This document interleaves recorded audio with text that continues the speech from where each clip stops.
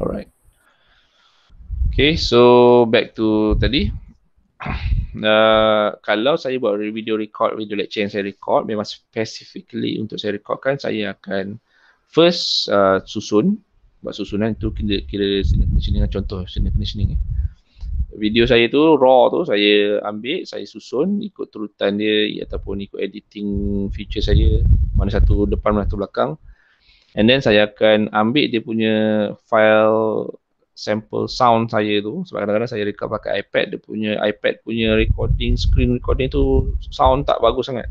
Even though saya, kalau dekat sangat nanti dengan mulut saya dengar bunyi saya bernafas pula, so saya terpaksa jauhkan sikit. Tapi bila jauh macam tu, suara saya jadi slow, sayup-sayup je. So saya kena keluarkan signal sound saya tu, saya masukkan dia di dalam software dipanggil Audacity. Saya akan samplekan waktu saya tak cakap tu, saya akan samplekan bunyi noise sekitar saya, and then saya samplekan balik ke dalam saya punya file untuk buang noise tu, and then tinggal suara saya je lah. So itu orang kata bare minimum lah kalau awak nak buat quality video. Of course kalau nak lagi canggih kena 4K punya kamera lah, and then lighting, and then apa semua tu. So saya bukan YouTuber, saya bukan streamer, so saya buat yang make sure ilmu saya sampai tu dia, which is bare minimum lah. Make sure tak ada noise kacau saya punya cakap, so that korang boleh capture sebiji-sebiji apa yang saya cakap. Sebab kadang-kadang saya ni mumbling, so tambah pula noise kat bilik, so tak bagus lah. So tu contoh signal conditioning. Awak tak sedar awak pakai sebenarnya. Macam phone awak ingat time awak jawab call tu, dia tak capture, mic tu tak capture ke bunyi sekitar sekeliling bila awak mula-mula angkat phone tu. Dia capture, tapi dia cepat AI dia untuk cater awak punya surrounding, so that call awak between awak dengan awak punya caller memang clear dengan suara. Even though awak pakai mask, even though awak kat tempat yang bising, insyaAllah, tapi tak terlalu bising lah, ada range dia lah. So insyaAllah dia boleh cater, sebab dia ada their own signal conditioning, which is in software terms of digital version. So itu kenapa saya bagi contoh lah, kenapa kita perlukan signal conditioning. Okay, so kita boleh bahagikan signal conditioning ni kepada 5 types yang general. Sebenarnya dia banyak lagi, tapi yang general inilah signal level, bias change, linearization, conversion, filtering, and impedance matching, concept of loading. Saya rasa concept of loading ni kot yang grounding, tapi tak pernah dengar pula. Yang concept of loading pernah. Anyway, banyak lagi sebenarnya, bukan setakat 5. Kalau awak dengar Google Talk itself pun, dia ada fast Fourier transform lah, offset level, macam-macam lagi lah. So yang 5 ni is, saya rasa insyaAllah semua industri ada pakai lah. Cuma how orang kata how canggih dia pakai tu versus the level of accuracy yang typical kita ada, so memang lain lah diorang punya cup. Tapi in general dia punya general operation will be the same 5 ni lah. You can find it in there. Okay, so signal level and bias changes involve the process of adjusting the level, the magnitude, the base operation signal tu. Kalau awak kata 0 to 5, 0 to 5 tu lah dia punya magnitude paling tinggi berapa. And then bias, which is zero value. Zero value signal tu berada betul-betul dekat paksi 0x, ataupun 0 dia tu berada di 3 volt dekat awak punya output reading. Kalau 3 volt tak bagus lah, so awak kena buat some adjustment. And then for example, a sensor output 0.2 to 0.6, tapi awak punya sensor output yang meter awak baca 0 to 5. So kalau macam ni, awak start je enjin motor, terus nampak RPM awak 10 km sejam, padahal awak tak gerak lagi. Logik kan? Sepatutnya 0 ke 5, tapi awak punya sensor speedometer awak tu tunjuk instead of 0, which is 0 km per hour, sebab tak bergerak lagi, tiba-tiba terus tunjukkan 10 km sejam. Padahal berkurun kalau awak nak kira sejam tu sampai 10 km. So kenapa that's kita panggil as bias ataupun signal level and bias changes. So macam mana nak buat? First kita perform zero shift. Maknanya 0 to 0.6 kita nak equalkan dengan 0 to 0.4. Sebab kita turunkan. Kalau 0.2 nak turun 0, kita kena tolak 0.2 lah. Therefore 0.6 pun kena tolak lah 0.2. 0.6 tolak 0.2 dapatlah 0.4. So now the signal tu dah turun ke 0 volt. Daripada 0.2 dia turun ke 0 volt. So awak punya signal tu insyaAllah dah proper lah. And then sebab dia terlalu kecil, 0 ke 0.4, awak nak hantar ke 0 to 5, which is kalau awak directly tepek ke awak punya analog meter tu, jarum awak press sikit je, boom, dah sampai habis meter dah. Ataupun, 0 to 0.6, 0 to 0.6 perubahan tu awak tak nampak pun dekat jarum meter awak. Dia macam tu je, macam, yelah, awak tak nampak lah. So what you should do is you have to amplify it accordingly to fit 0 to 5 dengan cara mengalihkan 0 to 0.4 dengan 12.5 ni 0.2 0.6 inilah yang apa substitution ni 0 kalau 0.6 sama dengan 0.4 sama dengan 5 0 macam mana? 0 buat ratio, buat ratio saya pun dah lupa dah. So daripada ratio calculation ratio tu korang akan dapat 12.5 ni dia punya pemalar, and then korang boleh kalikan terus lah. 0.4 kali 12.5 you can get 5. 0.4 dapat 5. Berapa kali 0.4 dapat 5? So awak buat 5 bahagi 0.4 lah kan, betul tak?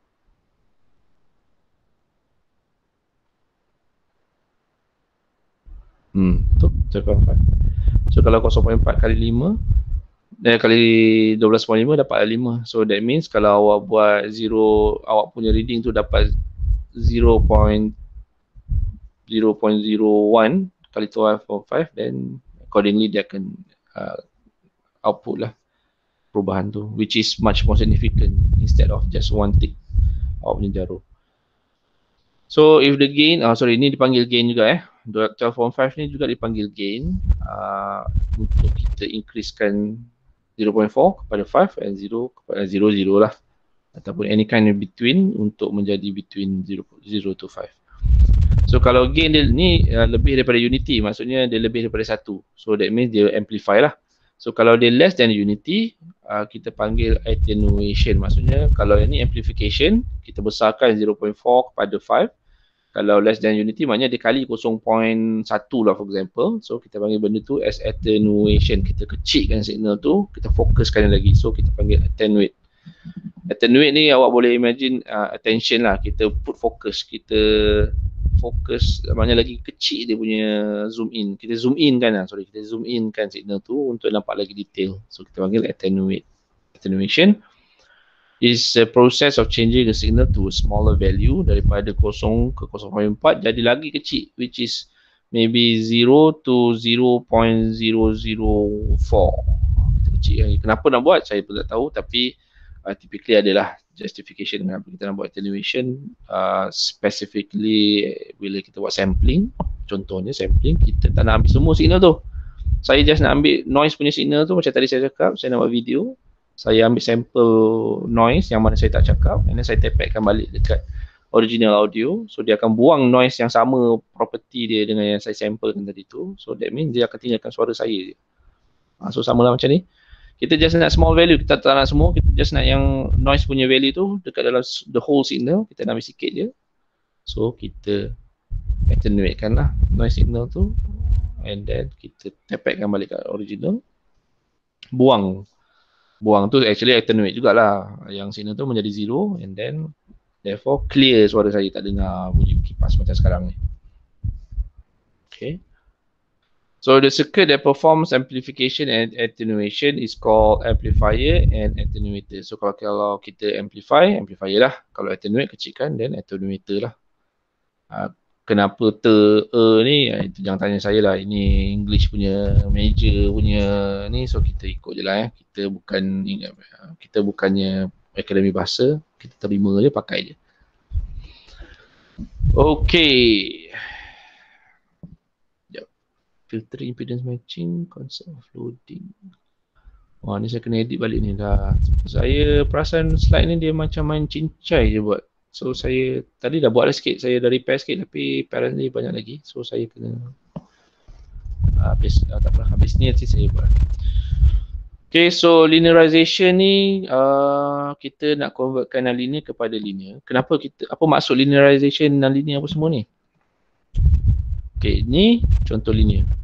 Kita boleh buat y equals to mx plus c, terus direct. Kita boleh tahu dekat point ni, yang katakan value ni adalah x, kita boleh tahu x ni terus berapa relationship dia dengan y. Macam contoh x adalah ampere. So kalau resistance tu maintain the same, katakan 2 ohm. Kalau makin tinggi ampere, kita boleh terus dapat V dengan cara kalikan R lah, tapi relationship dia linear lah. Maksudnya besar ampere tu, besar voltage dia. Kan? V equals IR. Itulah. Provided R tu constant lah. So kalau non-linear, I yang awak kira tadi tu, even though dia goes with time, tapi kat sini, value kat sini, kalau ikutkan logiknya, value kat sini, kalau ikutkan logik dia, patutnya kalau korang buat linear, dia dah sampai sini dah.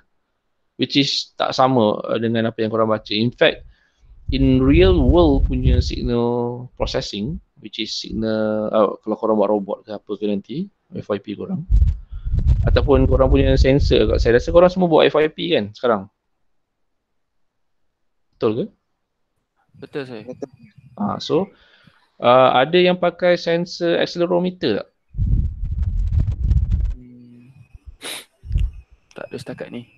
Tak ada. Tapi yang paling apparent is accelerometer lah. Kenapa korang kena pakai apa benda linearization ataupun signal conditioning ni? Sebab korang punya acceleration tu, contoh ni, kalau macam mana saya nak buat baru ni? Kalau korang gerakkan dia, contoh daripada 0 position ke 5, contoh 5 meter, 0 ke 5, contoh macam ni lah.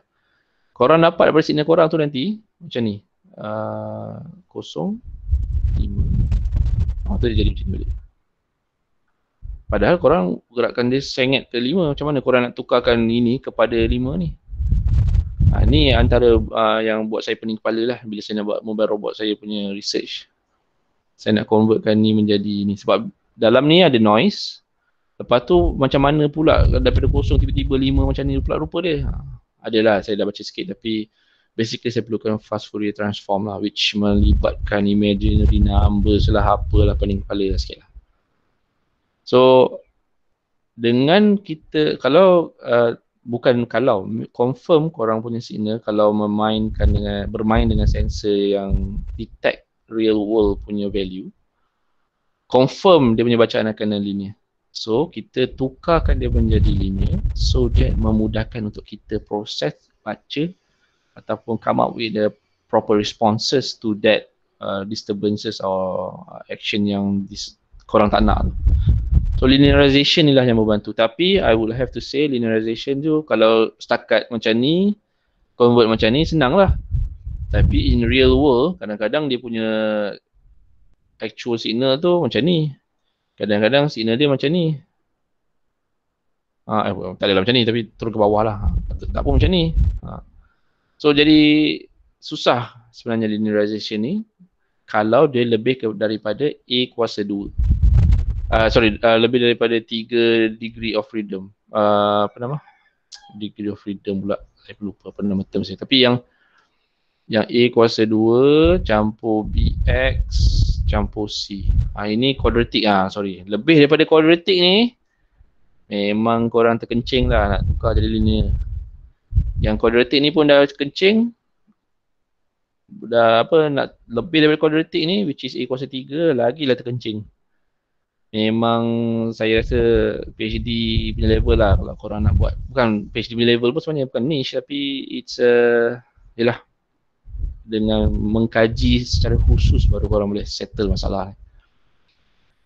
Okay, so linearization basically dia punya konsep is kita tukarkan non-linear signal tadi tu kepada linear untuk kita mudah tengok berapa associated value. Tapi ini kena ingat ini adalah approximation only. Linearization ni adalah approximation. Maksudnya yang awak tukarkan kepada linear ni, bacaan awak tu most probably tak tepat. Tapi dalam range yang lebih kurang sama lah. Kalau rather than awak guess estimate menggunakan linear. Even kalau awak pakai algoritma yang paling canggih pun, dia pun approximation. Sebab linear ni memang susah sikit untuk any kind of mathematical punya formula untuk detect considering itu real world. Kalau theoretical punya value memang mudah lah, tapi bila kita kira, maksud saya yang susah ni is that real world ambil, korang pakai linear equation, korang solve pakai linear, lepas tu korang compare balik dengan yang real world, confirm lari. Even though AI ke, paling canggih punya deep neural network ke, apa ke, bila compare balik dengan real world, mesti akan lari. Banyak sikit je beza dia. Compare kalau awak buat guess estimate ataupun dengan AI. AI tu you boleh get more than 70-80% lah. Tapi kalau awak kira pakai paper, tak realistik lah. Tapi boleh dapat 100%. Tapi awak kira pakai paper, sistem tu dah 5,000 second jalan, awak baru siap satu second, memang tak dan lah. Okay, so saya dah melebih panjang lah. Tapi the purpose of linearization is to provide an output that varies linearly with some variable. Even if the sensor output does not provide linear value. So kenapa kita nak linear? Mudah untuk kita kira. So okay, ni salah satu kelemahan buat linearization. Circuit awak akan jadi susah, sangat susah, sebab korang kena integrate PID punya controller ke, ataupun korang kena buat P compensation, I compensation, derivative compensation dekat awak circuit, baru awak boleh handle yang benda-benda lain pula. Remember, kita bercakap only on this part tau. Yang ini circuit awak kena ada lagi controller, kena ada nak interface dengan control element. Takkan awak nak dedicate setahun dekat measure value ni. That is my issue lah yang saya buat dengan signal conditioning ni, linearization. Susah. Conversion ni paling senang, tukar daripada milliamp kepada DC, ataupun electrical kepada mechanical, ataupun analog kepada digital. Ni paling senang lah sebab dia punya relationship tu linear. So kalau korang pandai matematik, insyaAllah boleh buat terus. In fact, it can be handled within minuscule of seconds. So sangat cepat. So it's not a concern sangat lah. Tapi kena includekan sebab typically bila korang buat some sort of process control, memang kena interface dengan something. Macam contoh saya hari tu, kerja dengan SNRB, buat platform minyak. Saya nak pasang valve. Saya kena convert signal valve saya tu daripada mechanical yang saya terima daripada piping, sebab saya instrument engineer memang main dengan piping lah. So bila mechanical lah yang pipe flow ni, so bila dia bagi tahu dia akan hantar minyak sebanyak ni, berapa PSI dia, saya kena convert PSI tu menjadi 4 to 20 ataupun ni bukan 4 to 2 4 to 20 ataupun 0 to 5 accordingly lah, ikut meter apa yang saya nak pakai. So kena convert lah. Dia senang, mudah, tapi semua orang kena buat. Sebab kalau tak buat, hancur lah awak punya bacaan ataupun tak keluar langsung bacaan dekat awak punya meter tu untuk awak dapatkan reading. So it can be analog digital, resistance voltage, current to convert, anything yang merubahkan dia dari unit dia. Contoh amp ke volt, 110 which is digital kepada analog value, PSI ke apa ke, itu melibatkan conversion. Okay, then filtering and impedance matching. Filtering ni maksudnya kita buang lah mana yang kita tak nak. Kalau specifically filtering ni lebih kepada signal yang macam ni. Yang signal-signal macam ni kita nak buang noise ni, yang berpik-pik ni, semua noise ni kita nak buang. Kita nak make sure dia keluar comel macam tu je. So comel macam ni, macam ni, contohlah direct je, line tu smooth je. Tapi filtering kalau awak buat macam mana pun typically ada, cuma besar kecil je lah. So filtering macam awak punya Kowe tu, kita buang habur-habur air dalam air yang tak suci tu, kita tak nak. Kita nak yang betul-betul H2O ataupun some mineral yang bagus untuk kita. So yang tak bagus kita buang. Samalah konsep dia dengan filtering. And then dia ada passive filter and active filter. Apa beza passive dengan active? For awak sekejap.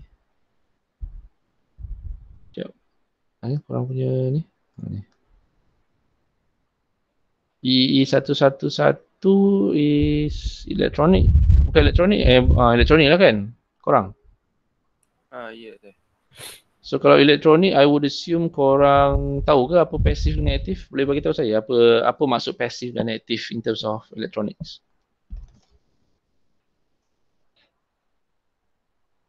Tahu ke? Tak tahu tak apa, saya tak marah. Cuma saya nak aware, nak make sure korang, saya gauge korang punya knowledge. Tahu ke apa passive active? Tak ingat Azhar. Passive tu maksudnya kalau korang tengok contoh ni, resistor, capacitor, inductor. Awak, dia punya value tu, awak tak payah powerkan dia, masih lagi value dia. Maksudnya resistor kalau 15 ohm, awak tak perlu supplykan 5 volt untuk dia jadi 5 ohm. Dia masih lagi 5 ohm even though awak tak supplykan power. Whereby active, awak kena supplykan power. So macam awak pakai op-amp ataupun amplifier, kalau awak ambil multimeter, awak tepek kat kaki dia tu, takkan ada value. Tapi bila awak power upkan dia punya VCC dengan negative VCC, then you can get the output lah. Maknanya passive filter dia perlukan dia tak perlukan power untuk dia buat kerja dia. Whereby active filter dia perlukan power up voltage source ke apa ke untuk dia buat kerja dia. Okay? Tu patutnya as an electronic punya student, benda basic yang paling kita kena tahulah berdua benda ni. So saya bagi tahu in case korang tak tahu, passive tak perlukan power, voltage supply ke VCC ke VCC plus positif negatif ke apa ke, dia tak perlu. Dia kalau 15 ohm 15 ohm lah. Kalau awak tak connectkan ke circuit, dia masih lagi 15 ohm. Awak tepek multimeter kat kaki dia dapat 15 ohm. Kalau active filter, awak keluarkan dia daripada circuit, awak masukkan multimeter, confirm tak ada value. Awak masukkan dia dalam circuit, awak supplykan VCC, negative VCC dekat amplifier tu, awak tepek kaki dia, mesti ada value. Okay, tu paling basic punya ni explanation on passive and active. Impedance matching ni so that dia offset tu lah yang saya cakap tadi. Instead of dia start dekat 0.2, kita nak dia start dekat 0, so kita buat impedance matching. Okay, so konsep of loading ni saya rasa saya simpan dulu selepas cuti SEM, sebab kalau saya laju sangat pun cerita, satu is that dia a bit technical, tak sangat technical pun sebenarnya, tapi takut korang lupa. So saya just nak cerita yang basic on signal processing dulu lah. Okay, good.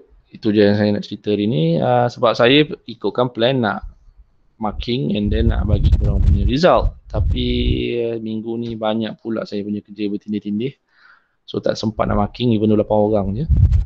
But saya expect lepas cuti SEM tu kita boleh discuss lah. Okay, so untuk hari ni itu saja. Terima kasih kerana join. Ada soalan?